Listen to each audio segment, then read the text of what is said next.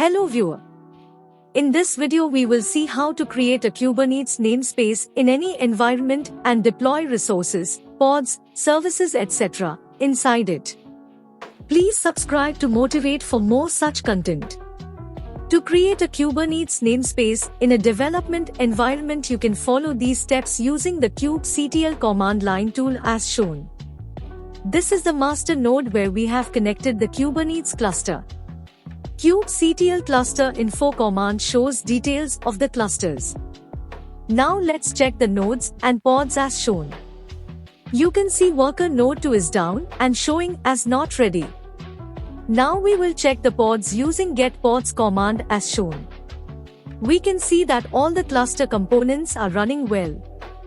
We can now check the default namespaces already created by Kubernetes cluster itself.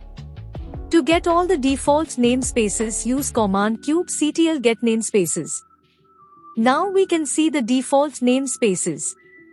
In order to create the development namespace, you can use command kubectl create namespace development.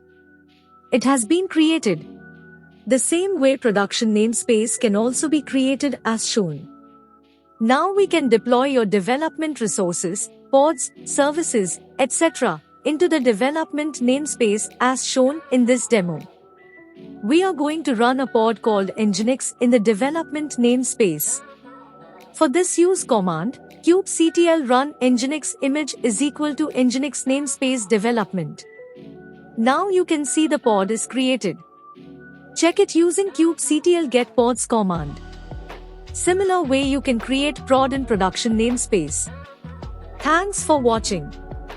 Please subscribe to motivate for more such content.